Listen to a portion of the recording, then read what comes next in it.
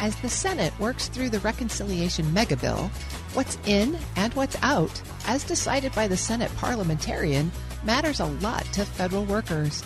Here with an update on those negotiations and other congressional happenings is WTOP's Capitol Hill correspondent, Mitchell Miller. Mitchell, thanks so much for joining me. Absolutely. I think the person with the toughest job in Washington these days is the Senate Parliamentarian. Oh, absolutely. This is a moment where the Senate Parliamentarian seems to be maybe an obscure figure to the rest of the country, but for people here in Washington, as you well know, Elizabeth McDonough is her name, and she is in the thick of it, in the middle of the so-called Byrd bath, of course, named after Senator Robert Byrd for this whole reconciliation process. And she has gone through a lot of major decisions, one of the biggest ones last week, and they're still trying to figure out everything related to Medicaid and how much the cap can be put into place and where they can find other funds and where they can get money for rural hospitals. And in fact, she's really a very low-key person, but as we saw last week, there were already calls for her to be fired by many Senate Republicans and House Republicans who didn't like her decisions. So this is something that cuts both ways, too. There were Democrats on the other side during the last reconciliation under the Biden administration. Some of them wanted her fired. So it's kind of a no-win situation when you're calling the balls and strikes there. But she has been one busy individual over the last few weeks and months. She may have to go into the witness protection program. I think so. But you mentioned the Medicaid decision. What are some of the other big decisions she's made where parts of this reconciliation bill are not going to be allowed to go through? Well, that is, of course, the biggest one, and there are still some decisions to be made about taxes, which are really going to loom large. One of the interesting proposals that's still being tweaked right now that affects federal workers is a provision that was slipped into the bill that would raise contributions to be required by federal workers for their pensions. Now, there was a 9.4% requirement that was in the original version of the bill. It was then raised to 15.6%. That is obviously very significant since the current requirement is 4.4%. As federal workers well know, that's for employees hired after 2014. So this is really significant. And according to the text from the Senate Homeland Security and Governmental Affairs Committee, this would also include some exemptions. Interestingly enough, an exemption for members of Congress and their staff. Others that would be exempt would be federal law enforcement officers. So that's one of the things that is being tweaked right now. She has already told the parliamentarian has told lawmakers that they have to take out some other provisions related to federal employees. One of them was a proposal to make them at-will workers for the government in exchange for getting higher pay. As you know, that was strongly opposed by federal unions. And then billing unions for taking part in official activities while they're working. And then also just a lot of other rulings related to executive branch authority as it tries to reorganize all these federal agencies.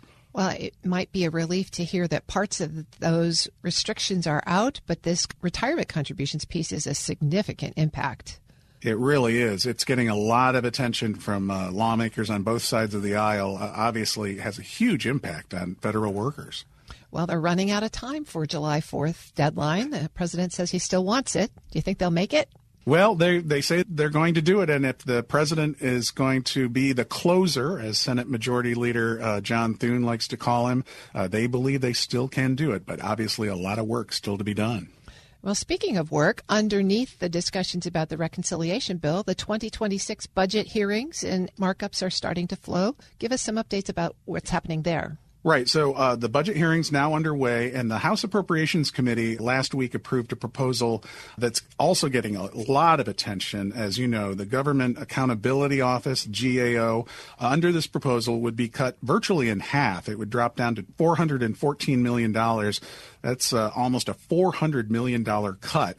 And also the GAO, this is a very significant part of this, would not be able to use any of its funding to pursue civil action under the 1974 Impoundment Control Act unless Congress authorizes the Comptroller General to do so. So critics say this is a big overreach by appropriators in connection with an agency, that is supposed to be an independent watchdog. This is the one that's supposed to, again, in its own ways, be calling it balls and strikes when things are going wrong within the government, whether it's people being fired inappropriately at the federal level or other things along those lines. And so it's really got a lot of lawmakers concerned. And I think what it also does is it sets up the big legal battle that OMB Director Russell Vought hopes will have and will go eventually to the Supreme Court, where essentially the executive branch would take away the power of the purse from Congress. And we've already seen some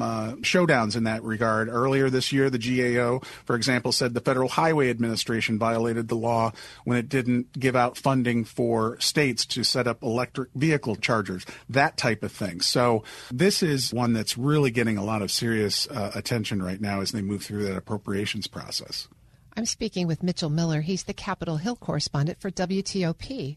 Well, Mitchell, speaking of independent watchdogs, there's an upcoming confirmation hearing for the potential new head of the Office of Special Counsel. It's getting a lot of attention. What are you hearing there? This is one of the most controversial nominees since we had that first batch of nominees, obviously, for the cabinet secretaries.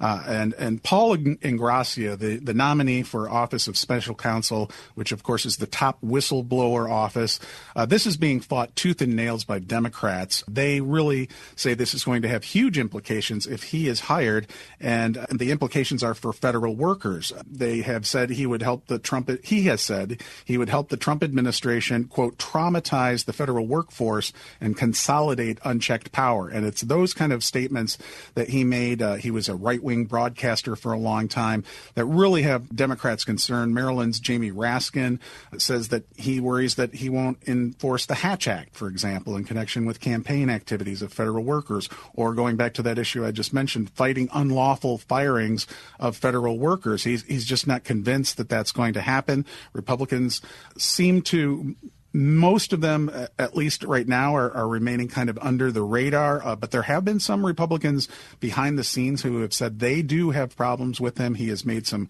comments that were anti-Semitic. He was a supporter of the January 6th defendants. He has a whole list of things that are pretty controversial in his background. And, of course, the biggest impact for federal workers is, would he really fight on their behalf if he is confirmed? Right now, they haven't actually scheduled the hearing because of this jostling back and forth with lawmakers. So it's really going to be interesting to see what happens with him. Are there any other hearings that are coming up that you've got marked on your calendar? Well, one of the ones that I've been watching is Susan Moneris, who's a scientist who's actually needs to be confirmed to head the CDC. And that is a federal agency which has been under a lot of turmoil as well. There have been reports that people don't know what really the leadership is going to be there. There have been cutbacks. There's concern, obviously, about what kind of research projects are going to be stripped back. And she testified last week, but got a lot of questions, as you might expect, about these cuts that have been ordered by Robert F. Kennedy Jr., and she kind of tried to sidestep them. I think she's just trying to navigate through that process right now. She is well respected in her field. She would be the first non-doctor to be the head of the CDC, but that's one we're going to be watching as it moves forward. Speaking of personnel, we reported a couple of weeks ago on Jerry Connolly's passing. Any indication on the House side who might pick up his torch to advocate for the federal workforce? So this is one that everybody is looking at right now because Jerry Connolly, as you know, was a huge fighter for federal workers for many, many years here in Congress. His district in Northern Virginia obviously has a lot of federal employees, a lot of federal contractors, and he really decided to carve out that niche, if you will, that he would be the leading voice for federal workers, not just in the Washington area, but nationwide. So following his death this past week, there was a very closely watched election by Democrats to see who would take his position as the ranking Democrat on the House Oversight Committee. And there was kind of a generational divide between older lawmakers and younger, and they ended up deciding on Robert Garcia, a congressman from California who has a pretty strong voice on a lot of issues, and he's a younger, by House standards, lawmaker, and they really feel, Democrats feel, that he is going to be a strong voice. Now, how much of a voice for federal workers, we'll have to see, but interestingly, one sign that he will try to take part of the torch anyway for Jerry Connolly is